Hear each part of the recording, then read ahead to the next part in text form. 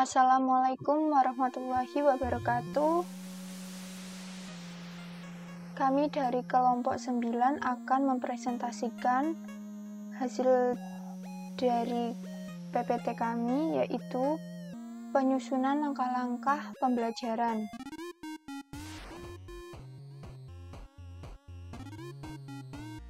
Anggota kelompok 9 yaitu Nada Yumna Ramadhanti, Dwi Nur Rohmawati, Fatma Mahbubah, Widya Laili Komariah.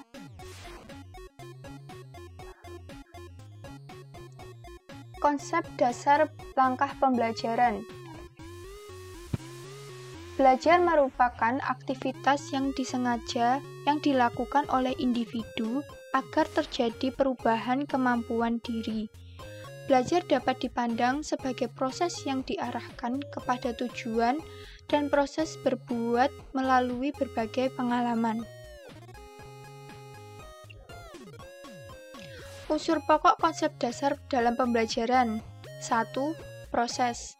Belajar adalah proses mental dan emosional atau proses berpikir dan merasakan. 2. Perubahan perilaku. Hasil belajar akan tampak pada perubahan perilaku individu yang belajar. Perubahan perilaku sebagai hasil belajar diklasifikasikan menjadi 3 dominan, yaitu 1. Kognitif, 2. Efektif, 3. Psikomotorik. 3. Pengalaman. Belajar adalah mengalami dalam arti bahwa belajar terjadi karena individu berinteraksi dengan lingkungannya, baik lingkungan fisik maupun lingkungan sosial. Lingkungan fisik adalah lingkungan di sekitar individu, baik dalam bentuk alam sekitar individu, baik dalam bentuk alam sekitar natural atau dalam bentuk ciptaan manusia.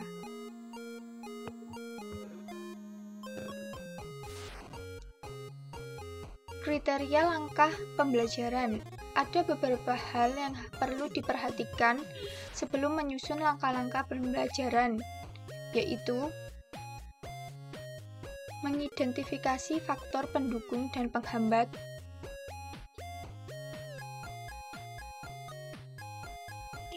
dua, ketersediaan sumber belajar, 3. Merumuskan tujuan pembelajaran yang akan dicapai, 4. Memilih dan menetapkan isi dan muatan, 5. Merencanakan dan memperkirakan kebutuhan waktu yang sesuai. Selain itu, ada 4 unsur penting dalam proses perencanaan pembelajaran, yaitu 1. Siswa, 2. Tujuan, 3. Metode, 4. Evaluasi.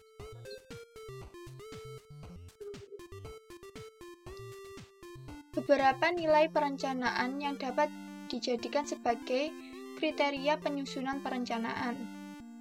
1. Signifikansi. Signifikansi dapat diartikan sebagai kebermaknaan. Nilai signifikansi memiliki artian bahwa perencanaan pembelajaran hendaknya bermakna agar proses pembelajaran bisa berjalan efektif dan efisien.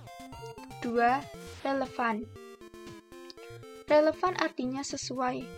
Nilai relevansi dalam perencanaan berarti bahwa perencanaan yang guru susun memiliki nilai kesesuaian baik internal maupun eksternal.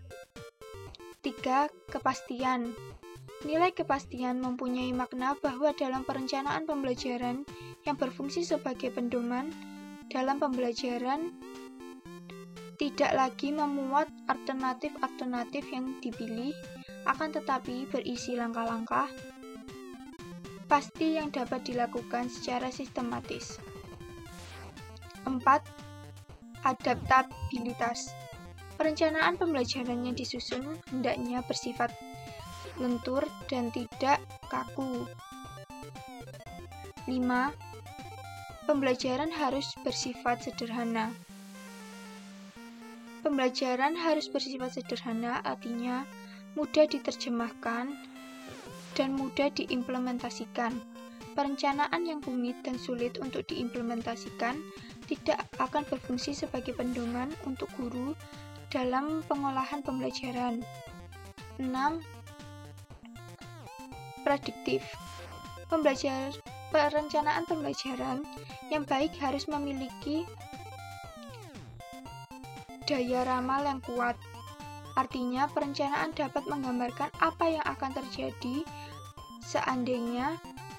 Daya ramal ini sangat penting untuk mengantisipasi berbagai kemungkinan.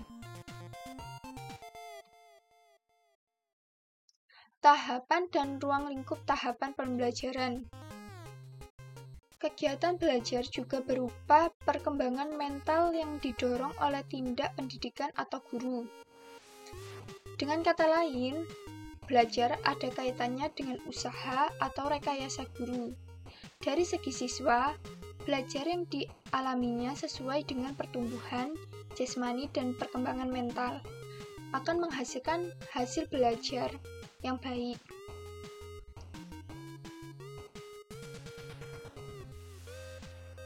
Tahap persiapan atau perencanaan, pelaksanaan, dan penilaian atau evaluasi. 1. Tahap persiapan atau perencanaan.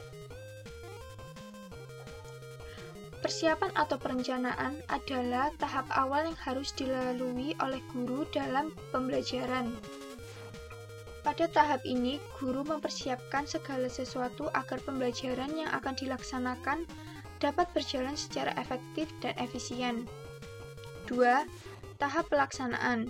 Pada tahap pelaksanaan, aktivitas belajar mengajar berpedoman pada persiapan pengajar yang dibuat. Pemberian bahan pelajaran disesuaikan dengan urutan yang telah diprogram secara sistematis dalam tahap persiapan. 3. Tahap penilaian atau evaluasi. Pada bagian ini, proses belajar mengajar dievaluasi untuk mengetahui sejauh mana penguasaan bahan pelajaran oleh siswa dan untuk mengetahui efektivitas atau efisiensi pembelajaran yang telah dilaksanakan.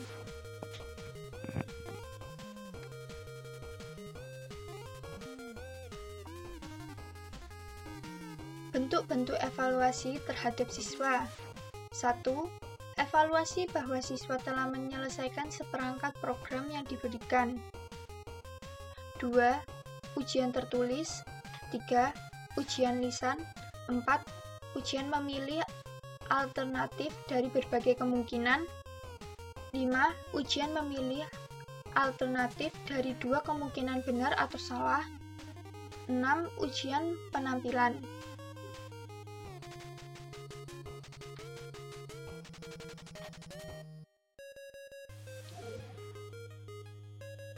Guru dalam penilaian harus memperhatikan prinsip-prinsip penilaian, yaitu 1. Dalam menilai hasil belajar, hendaknya dirancang sedemikian rupa sehingga jelas yang dinilai, materi penilaian, alat penilaian, dan interpretasi hasil penilaian. 2. Penilaian hasil belajar hendaknya menjadi bagian integral dari proses belajar mengajar, artinya penilaian senantiasa dilaksanakan pada setiap proses belajar mengajar sehingga pelaksanaannya berkesinambungan. 3. Agar diperoleh hasil belajar yang objektif dalam pengertian menggambarkan prestasi dan kemampuan siswa sebagaimana adanya. 4. Penilaian hasil belajar hendaknya diikuti dengan tindak lanjut.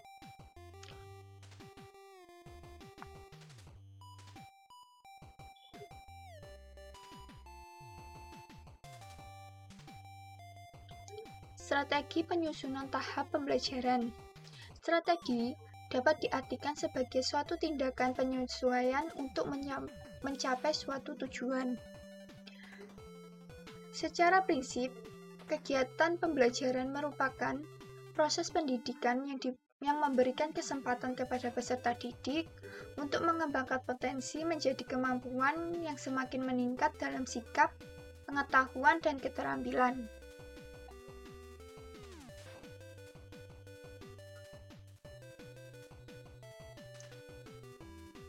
Prinsip-prinsip yang harus digunakan dalam kegiatan pembelajaran yaitu 1. Berpusat pada peserta didik. 2. Mengembangkan kreativitas pada peserta didik. 3. Menciptakan kondisi menyenangkan dan menantang. 4. Bermuatan nilai, etika, estetika, logika, dan kinestetika. 5. Menyediakan pengalaman pembelajaran yang beragam melalui penerapan berbagai strategi dan metode pembelajaran yang menyenangkan, kontekstual, efektif, efisien, dan bermakna.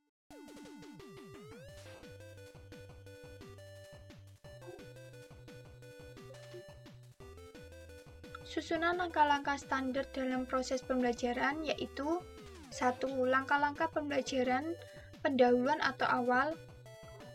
Yang pertama, orientasi. Orientasi yaitu memusatkan perhatian terhadap materi yang akan diajar, dapat menggunakan benda yang menarik, membaca surat kabar atau lain-lainnya. 2. Apresiasi yaitu memberikan persepsi awal kepada siswa tentang materi yang akan diajar. 3. Motivasi yaitu guru memberikan gambaran manfaat dari mempelajari mata pelajaran yang akan disampaikan. Selanjutnya, memberikan acuan yaitu berkaitan dengan kajian ilmu yang akan dipelajari. Acuan yang diberikan dapat berupa penjelasan materi pokok atau uraian materi secara garis besar. Selanjutnya, pembagian kelompok belajar atau penjelasan mekanisme pelaksanaan pengalaman belajar sesuai dengan rencana langkah-langkah pembelajaran. Yang kedua, langkah-langkah pembelajaran inti.